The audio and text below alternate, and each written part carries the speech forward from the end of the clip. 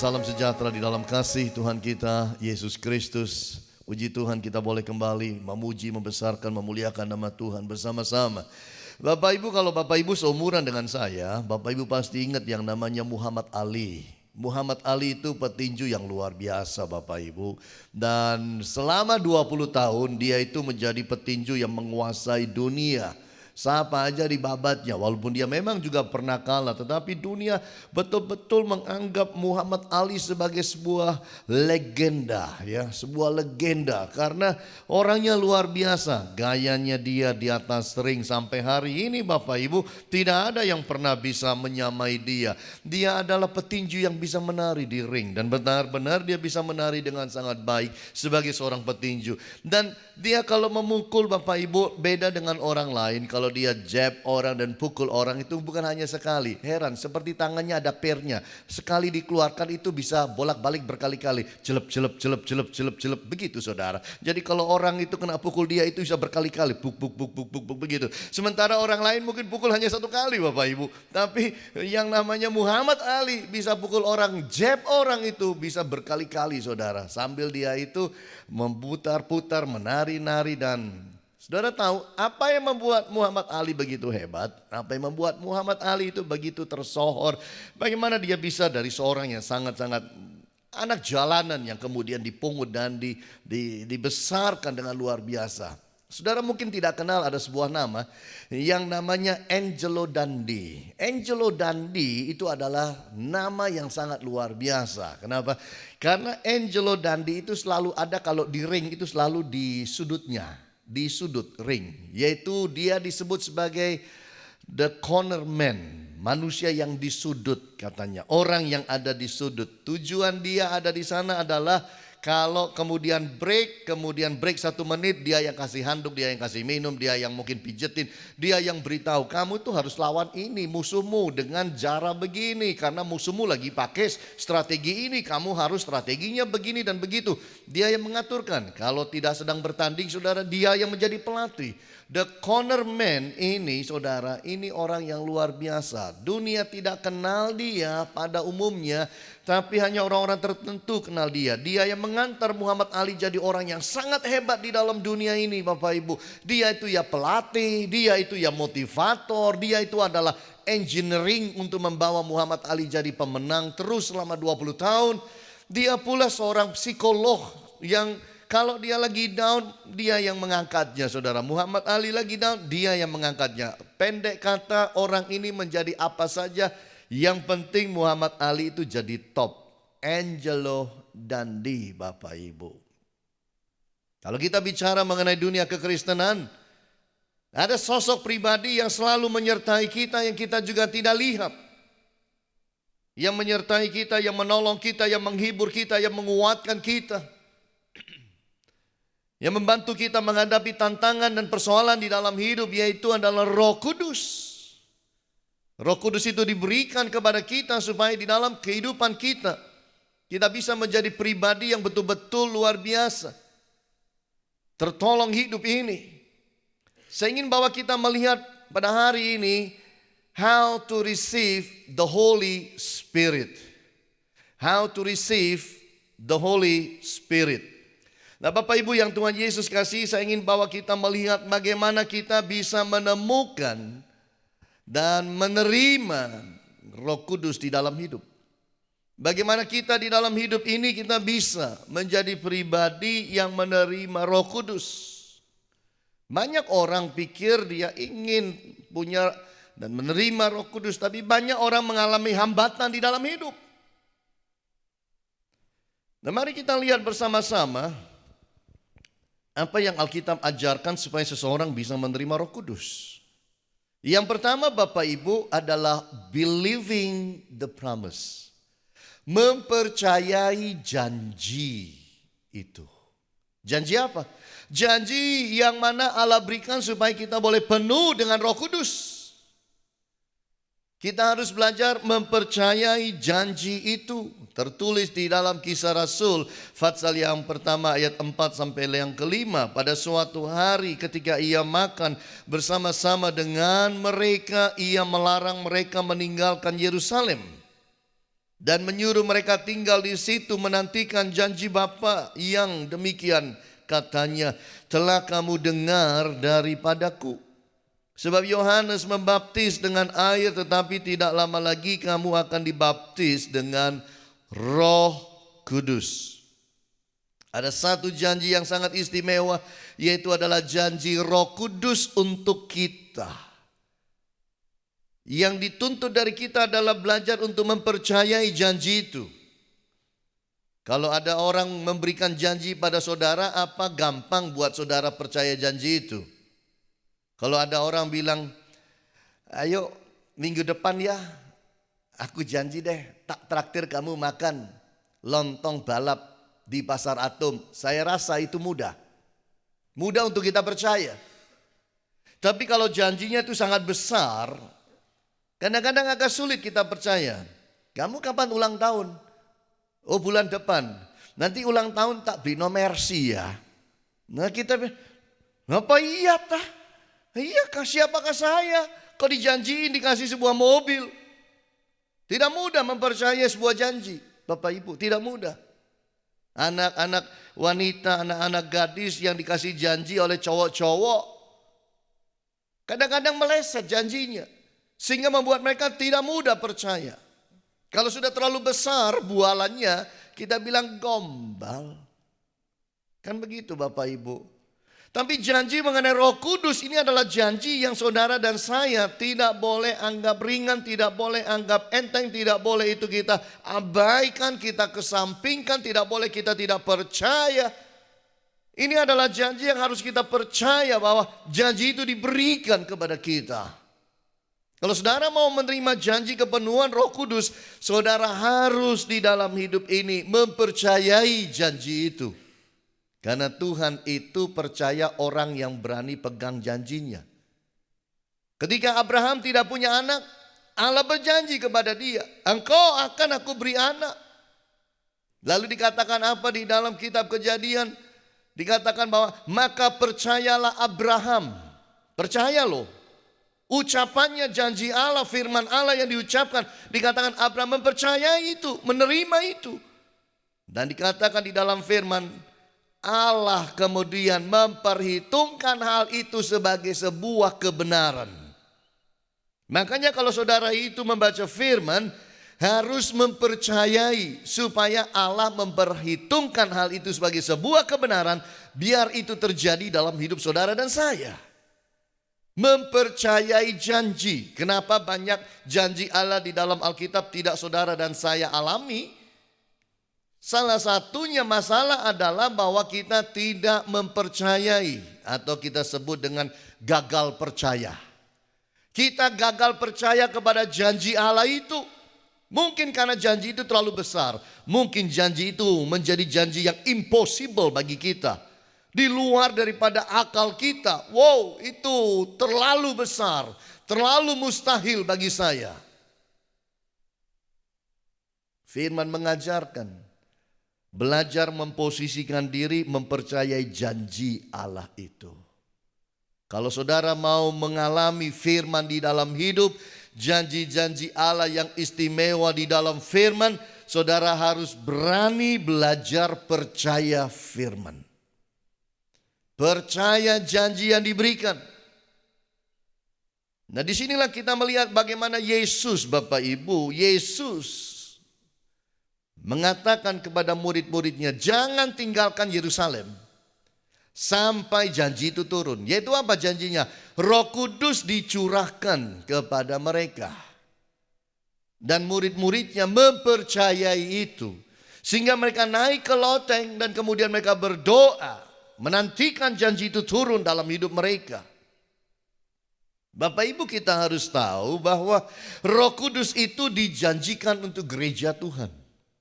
Roh Kudus itu bukan milik satu golongan, Roh Kudus bukan milik satu kelompok, Roh Kudus bukan milik satu denominasi.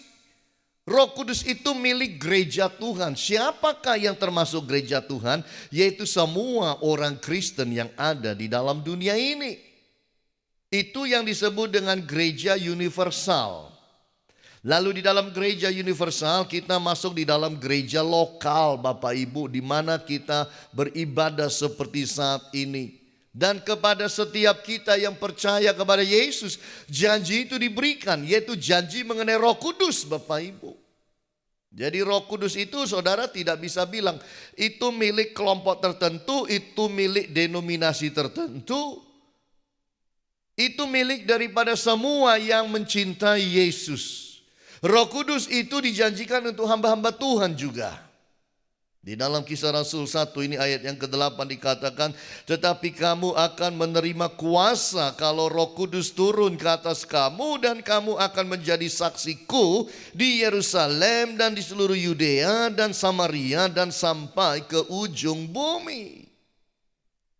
Roh Kudus turun, kuasa itu turun atas kita untuk supaya kita itu menjadi saksi, menjadi orang-orang yang bisa menyaksikan kebaikan Allah di dalam hidup ini.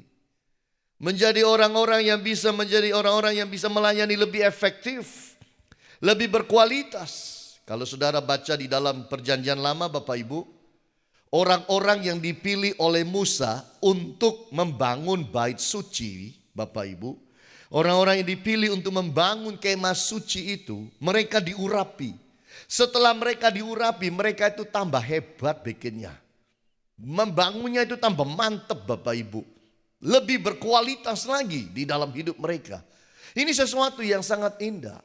Itu sebabnya kalau saudara berkata, saya ini buat apa penuh Roh Kudus? Wong saya bukan pendeta, saya bukan penginjil, saya bukan guru minggu ceria, saya ini bukan siapa-siapa, saya hanya jemaat biasa, saya hanya ibu rumah tangga, saya hanya pengusaha biasa. Buat apa saya Roh Kudus?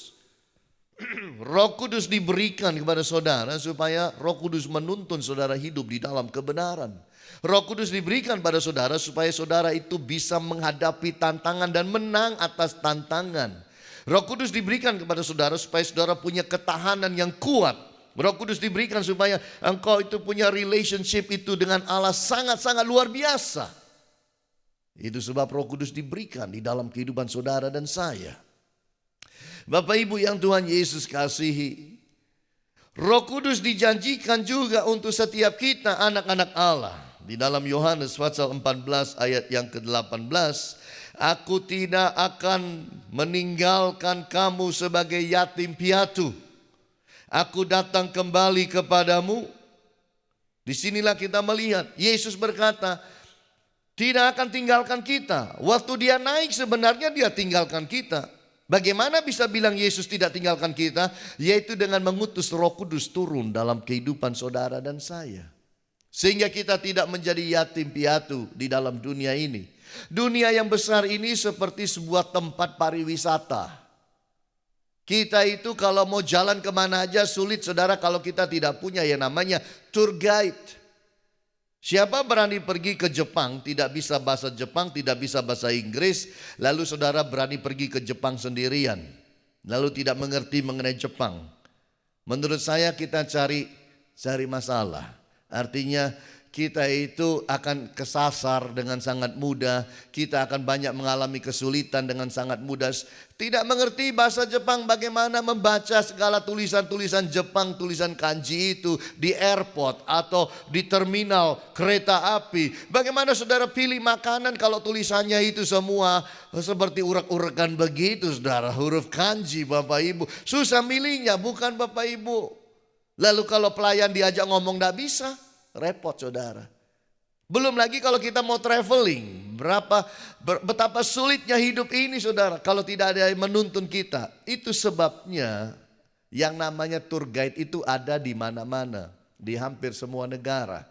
Saya barusan pergi ke Labuan Bajo, itu pun pakai tour guide saudara. Itu Indonesia Bapak Ibu, pergi Labuan Bajo. Dan kemudian saya pergi Pulau Komodo.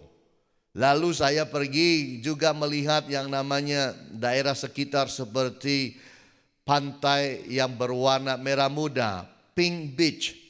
Itu juga pakai tour guide Bapak Ibu, orang Indonesia. Padahal saya pergi daerah di Indonesia. Apalagi dalam hidup ini. Kemudian kita itu pergi ke tempat yang lain. Ibu Agnes saya pose di situ, Pink Beach, karena pasirnya itu memang warnanya merah muda Bapak Ibu, asli merah muda. Dan saya bilang berdiri di situ tak foto kamu. Dan kelihatanlah ini. Oh, saya pikir air di Indonesia itu kalah sama di tempat lain. Saya beritahu Bapak Ibu, air Indonesia itu biru, hijau, bagusnya luar biasa. Itu air Indonesia. Ini saya foto ketika ada di Pulau Padar Island Bapak Ibu. Oh, saya naik itu boat kami di sana, lalu saya naik itu sampai ke atas, walaupun tidak sampai paling atas tapi cukup tinggi. Naiknya susah, turunnya susah. Lalu saya foto itu, coba lihat betapa indahnya Indonesia itu Bapak Ibu. Dulu saya pikir kalau cari yang indah-indah tuh ke luar negeri. Orang luar negeri aja ke Indonesia. Iya kan, lihat pemandangan yang sangat luar biasa. Betul-betul langitnya Ibu Agnes sampai tergumun-gumun Bapak Ibu. Wow, langitnya biru katanya. Bagus, jauh lebih bagus dari yang kami pernah lihat di China. Dan airnya itu begitu biru, begitu hijau biru saudara. Ibu Agnes bilang sama tour guide, di China kami pergi airnya kok keruh ya. Di sini kok jauh lebih bagus. Memang Indonesia is beautiful Bapak Ibu. Amin Bapak Ibu. Nah, dibutuhkan tour guide untuk menolong kita berjalan kiri kanan. Kami pergi ke Pulau Komodo, kami ketemu komodo di sana. Sempat foto juga dengan komodo. Saudara-saudara lihat, inilah bentuknya seekor komodo Bapak Ibu. Saya foto dia, dan itu kalau dia keluarkan lidahnya itu lidahnya cabangnya dua Bapak Ibu. Ujungnya itu pisah begitu. Itu saudara panjangnya sekian kalau keluar saudara. Dia kalau sudah keluarkan itu dia mencium sesuatu. Dan saudara harus tahu bahwa ciumannya itu jauhnya itu sampai 7 kilometer. Bisa mencium. Kalau ada mangsa 7 kilometer dia bisa cium. Ibu Agnes ada di situ, kita foto. Dan kelihatan kayak megang-megang begitu. Coba lihat Pak Hani di situ. Oh, hebat sekali. Cek beraninya deket-deket itu ya. Saudara, berani sekali dalam nama Yesus ya. Ya kalau mau berdiri harus di belakangnya. Kalau berdiri di depannya gak jamin deh Bapak Ibu pulang Surabaya. Tapi kalau berdiri di belakangnya itu gak bisa noleh ke belakang saudara. Dia gak bisa belok ke belakang Bapak Ibu. Jadi kita itu paling aman memang ada di belakangnya saudara. Jadi dari belakang lah kita itu foto Bapak Ibu. Itu udah mulai belok itu ke Ibu Agnes punya mulai belok dia. Itu harus cepat-cepat mundur dan pergi. Ini binatang sangat luar biasa Bapak Ibu. Tidak pernah buang energi. Kalau dia mau serang seseorang, dia mau serang sebuah mangsa Bapak Ibu, dia kalkulasi tingkat tinggi dan kalkulasinya akurat. Apa yang dikejar tidak mungkin tidak dapat, itu masalahnya. Semua pawang-pawang yang ada di sana sudah mengerti itu Bapak Ibu. Kalau dia kejar orang pasti dapat. Dia kejar yang namanya rusa pasti dapat. Perjalanan lari kecepatannya 18 km per jam Bapak Ibu. Nah, kita masuk ke sana itu berani, kenapa? Ada tour guide-nya, ada orang yang mengerti di sana, ada pawangnya yang menolong kita. Kalau saya mendaki begitu tinggi, itu diajari. Injak sini Pak, injak sini, injak sini. Waktu turun itu terjal sekali tadi itu. Turun itu satu-satu melangkahnya. Turun satu-satu, diberitahu, injak sini Pak, injak sini. Dia turun lagi, injak sini Pak, injak sini. Kayak begitu Bapak Ibu. Nah, Roh Kudus Bapak Ibu itulah tour guide di dalam kehidupan kita di dalam dunia ini. Roh Kudus mau supaya di dalam hidup saudara dan saya, kita itu mempercayai Dia untuk memimpin hidup kita di dalam dunia ini. Nah, Bapak Ibu yang Tuhan Yesus kasihi, kalau saudara pernah tahu Google, ini fotonya boleh diturunkan, jangan ditunjukin terus. Kalau saudara tahu Google Bapak Ibu, Google itu adalah mesin pencari informasi paling top di dalam dunia saat ini. Tidak ada yang melawan. Google itu punya yang namanya juga server. Ya, mesin pencari informasi dari Google itu dirahasiakan jumlahnya. Tapi ada seseorang yang mencoba menghitung memakai alat tertentu, algoritma tertentu, dan memakai apa yang disebut PageRank. Dia mencoba menghitung berapa banyak mesin pencari informasi yang dimiliki Google servernya ini. Ditemukanlah bahwa jumlahnya mencapai 2.376.640. Itu mesin pencarinya Google. Begitu banyak. Dalam satu hari Google itu, mesin-mesinnya itu bisa masuk kepada 20 miliar website. Coba bayangin. Dalam satu bulan saudara, dia itu bisa menghasilkan 100 miliar informasi bagi banyak orang. Google itu luar biasa. Nah, saya ingin beritahu saudara bahwa Roh Kudus lebih hebat dari Google. Amin. Dia lebih powerful dari Google. Dan dia itu mengkhususkan diri kepada gereja untuk melayani gereja, yaitu saudara dan saya. Itu sebabnya harus berani percaya bahwa Allah janjikan Roh Kudus itu sesuatu yang besar, yes. Tapi yang besar itu diuntukkan buat kita. Roh Kudus tidak diberikan pada dunia, Bapak Ibu. Yesus mati bagi dunia, bagi orang yang percaya. Roh Kudus tidak pernah diberikan bagi dunia. Roh Kudus diberikan bagi orang percaya untuk menerimanya. Dan saya berharap bahwa saudara dan saya belajar untuk nomor satu, percaya janji itu adalah buat saudara. Nah, yang kedua, kita masuk bersama-sama, kita lihat bagaimana kita menerima Roh Kudus. Bukan hanya percaya janjinya, tapi yang kedua adalah ask for the promise. Mintalah janji itu. Meminta janji itu kepada Allah. Itu yang Tuhan mau. Dalam Lukas pasal yang ke-11 ayat 13.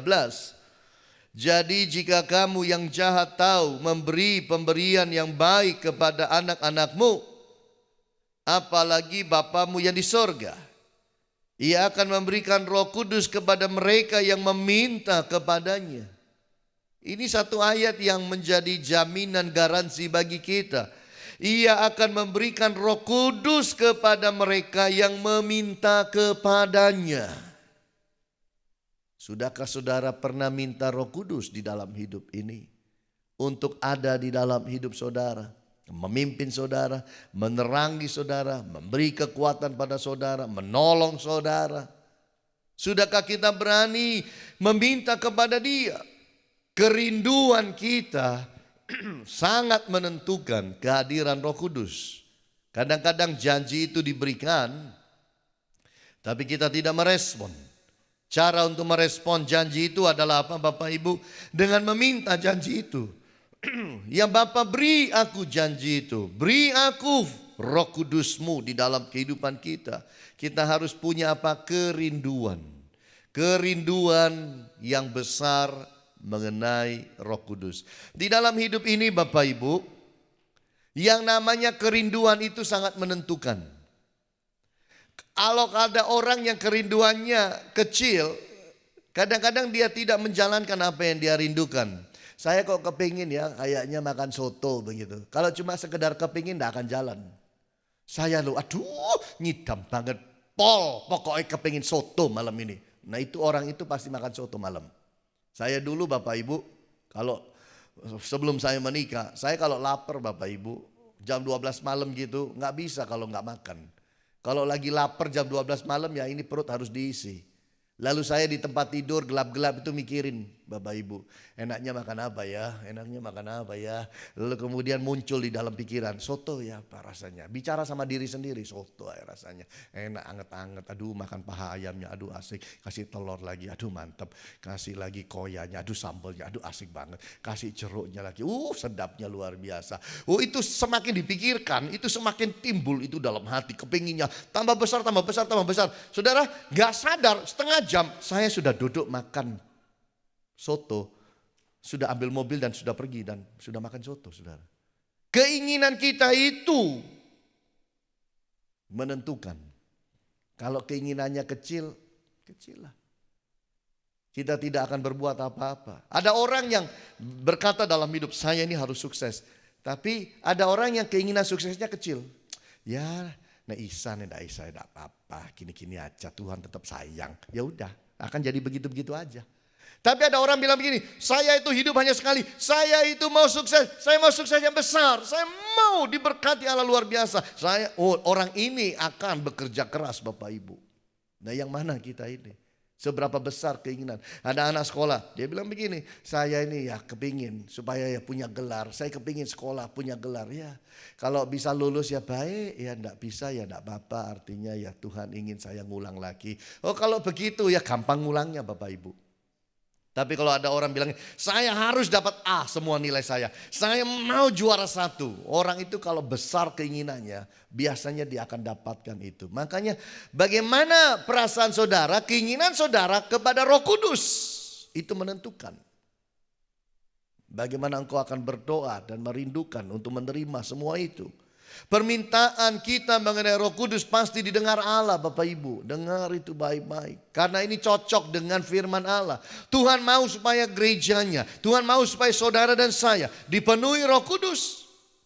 Lalu saudara minta dipenuhi Roh Kudus, klop antara kita dengan Allah. Dan Allah akan anugerahkan itu di dalam kehidupan kita. Yang harus kita jalankan apa Bapak Ibu? Yaitu adalah untuk supaya kita menanti, menunggu, bersabar, berdoa. Banyak orang juga gagal doa Bapak Ibu. Karena doa merasa Tuhan tidak jawab, akhirnya putus harapannya, kemudian jadi lemah. Dah gak doa ya sudah, nah, memang Tuhan niat kasih ya kasih, Tuhan tidak niat tidak kasih ya sudah. Nah ini banyak Kristen hidup kayak begini. Saya beritahu saudara, Kristen yang kayak begini adalah Kristen mediocre. Gitu, ya begitu-begitu aja. Tidak akan dia hasilkan banyak dalam hidup. Karena dia itu apa? Ya begitu-begitu aja. Tapi ada orang yang berdoa dan berdoa. Seperti Elia berdoa. Dan tidak pernah turun hujan 3,5 tahun. Dia berdoa. Tidak keluar apa-apa. Sampai lama-lama doanya diulang terus sampai 7 kali. Baru kemudian hujan itu turun dengan luar biasa. Dan Alkitab mencatat satu Bapak Ibu. Bahwa Elia itu disebut apa? Manusia biasa. Tidak pernah disebut Elia itu manusia luar biasa. Tapi disebut Elia adalah manusia biasa. Tapi dia berdoa dengan sungguh-sungguh. Ini Bapak Ibu. Seringkali kita doa tapi tidak sungguh-sungguh. Makanya kalau kita mau minta Roh Kudus, berdoa sungguh-sungguh kepada Dia. Supaya dapat itu di dalam hidup kita. Di Amerika itu ada sebuah sungai namanya Atchafalaya. Sungai Atchafalaya. Panjang sungai ini 150 km. Tapi pasang surut sungai ini tergantung kepada satu sungai yang besar. Namanya Sungai Mississippi. Kalau Mississippi itu airnya lagi banyak, Atchafalaya dapat air banyak. Kalau Mississippi itu agak surut, Atchafalaya juga surut airnya. Jadi pendek kata, Atchafalaya ini sangat bergantung kehidupannya kepada Mississippi. Demikianlah kehidupan kita seharusnya sangat bergantung kepada Roh Kudus. Kita harus mau memiliki Roh Kudus. Bapak Ibu maaf ya, zaman sekarang orang itu lebih mikiri berkat timbang Roh Kudus. Suruh milih Roh Kudus atau berkat. Banyak yang bilang berkat aja. Jangan. Roh Kuduslah yang memimpin kita dan hidup kita untuk dipimpin kita berjalan baik. Supaya berhasil hidup ini. Supaya kita itu kemudian menjadi orang-orang yang juga diberkati dan sukses. Pilih Roh Kudus Bapak Ibu. Belajar untuk hidup itu meminta Roh Kudus. Saya penuh Roh Kudus SMP kelas 2 Bapak Ibu. Penuh Roh Kudus SMP. Dan hari Sabtu nanti ini saya akan berdoa untuk anak-anak muda. Supaya mereka dipenuhi Roh Kudus. Menjadi bagian kita. Saya selalu suka berdoa untuk orang-orang supaya mereka penuh Roh Kudus. Sabtu ini bagi anak-anak muda ini suatu momen yang sangat spesial. Bapak Ibu kirim anak-anak muda saudara untuk kita doakan mereka penuh Roh Kudus. Semakin muda anak-anak itu usianya penuh Roh Kudus, saudara, Bapak Ibu, semakin beban Anda berkurang. Zaman sekarang ini Bapak Ibu, godaan semakin banyak, betul? Untuk anak-anak muda, beda dengan godaan pada zaman kita Bapak Ibu. Zaman sekarang godaannya itu sangat luar biasa. Mereka butuh Roh Kudus dan izinkan mereka terima Roh Kudus. Bagi semua kita, meminta Roh Kudus adalah sebuah permintaan yang indah di hadapan Allah. Yang ketiga, yang terakhir kita melihat bersama-sama, yaitu adalah receiving the promise. Yaitu adalah menerima janji. Kita harus belajar untuk bisa menerima janji itu. Dalam Yohanes 20 ayat 22. Dan sesudah berkata demikian, ia mengembusi mereka dan berkata, terimalah Roh Kudus. Yesus itu Bapak Ibu harus tahu, sebelum Yesus naik ke sorga, meninggalkan akan murid-muridnya, dan sebelum dia naik sudah 10 kali dia memperlihatkan dirinya kepada murid-muridnya.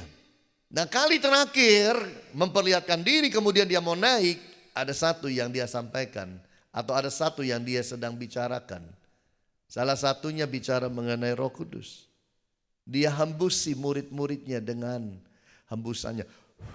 Lalu berkata, terimalah Roh Kudus. Sampai Yesus mau naik, Roh Kudus itu menjadi pembicaraan topik hangat Tuhan Yesus Kristus.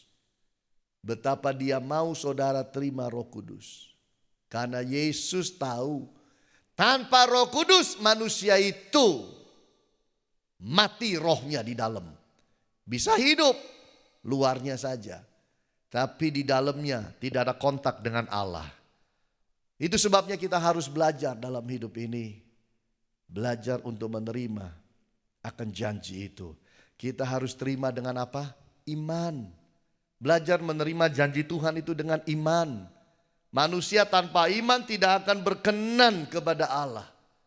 Saya berharap di dalam hidup saudara dan saya, kita belajar terima itu dengan iman. Bukan dengan perasaan. Roh Kudus datang itu bukan dengan perasaan saudara terimanya. Oh iya dia datang. Kok tahu? Ya kroso aku kroso. Itu main perasaan. Roh Kudus datang itu saudara ketika engkau terima dengan iman. Yakin dan percaya.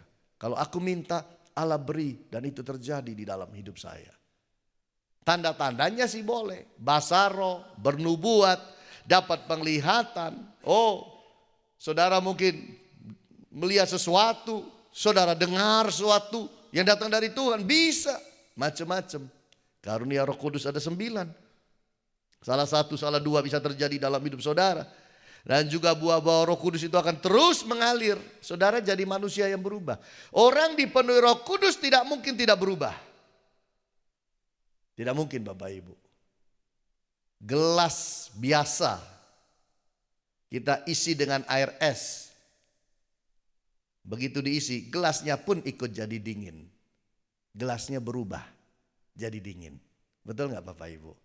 Kalau kita dipenuhi Roh Kudus, secara fisik tetap sama. Tapi ada sesuatu yang berubah. Karakter. Kehidupan kita. Kerohanian kita. Itu yang menjadi yang utama. Saya barusan tadi Maisong. Salah seorang jemaat yang meninggal. Istrinya bilang, Pak Hani dia cari bapak loh. Dia cari bapak.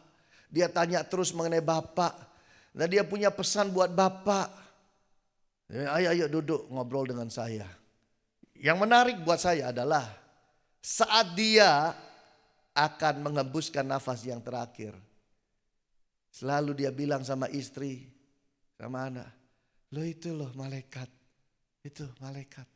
Baju putih, jubah putih itu loh ada yang berdiri di sampingmu. Sampai istrinya itu takut kamu itu mengigau ya.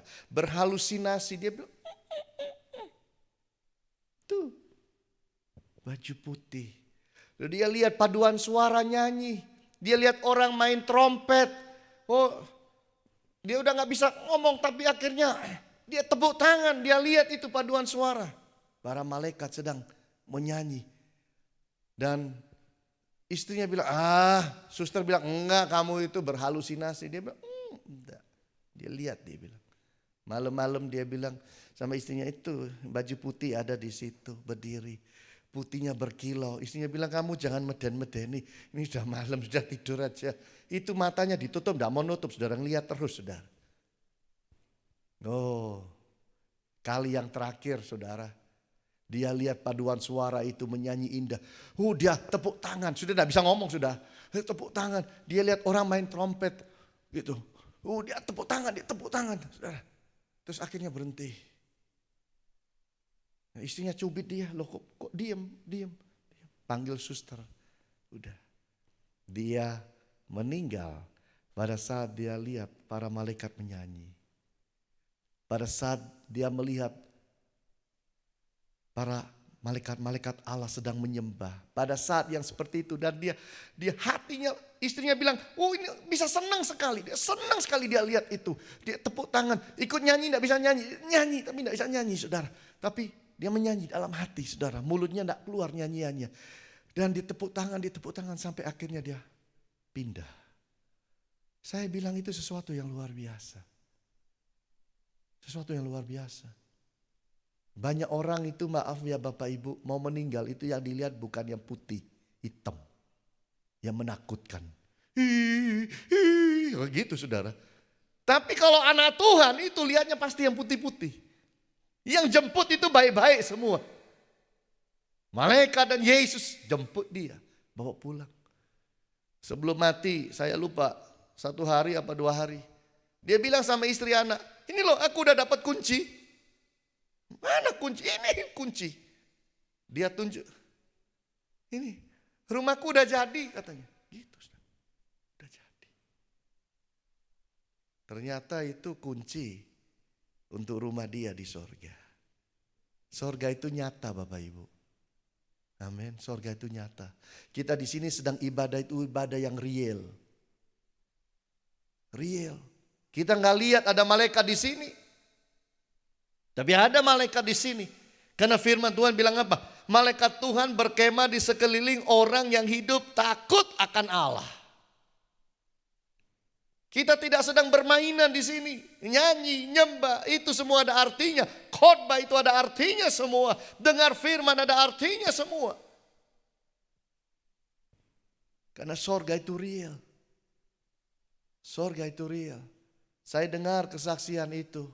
Bagaimana dia mau berpulang dengan cara yang begitu. Dalam hati saya bersyukur. Tuhan itu sangat baik kepada dia. Dia pulang itu dia lihat malaikat dan dijemput malaikat. Istri anaknya dengar dia sampaikan yang beberapa hari sebelumnya itu. Sering sudah lihat yang baju putih sudah datang. Itu mana? Itu. Mana itu? Dilihat tidak ada itu katanya. Coba saudara.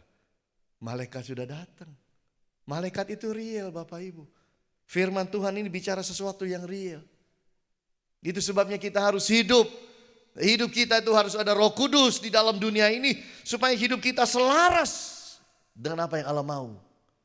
Supaya kalau Tuhan itu berkata waktu kita habis. Kita tidak pernah kecewa. Kita habis waktunya. Kita tahu kemana kita pulang. Yaitu mencapai sorga yang sangat mulia itu. Mari di dalam hidup saudara dan saya. Kita buka hati, kita buka hidup. Supaya Roh Kudus turun dalam hidup kita. Ambil waktu berdoa. Malam nanti di rumah. Atau besok. Ambil waktu. Ambil waktu panjang mungkin berdoa. Tiap hari berdoa. Tuhan penuhi aku dengan Roh Kudus-Mu. Tuhan penuhi aku dengan Roh Kudus-Mu. Sampai itu terjadi dalam hidup saudara. Dan kau akan lihat bagaimana hidup itu diubahkan dengan sangat luar biasa. Orang yang penuh Roh Kudus itu beda Bapak Ibu. Beda.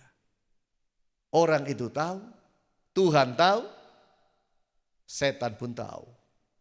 Tapi orang yang tidak penuh Roh Kudus, Tuhan tahu, dia tahu, setan juga tahu. Dan yang lebih sulit diserang adalah mereka-mereka yang sudah mengalami meterai Roh Kudus dalam hidup.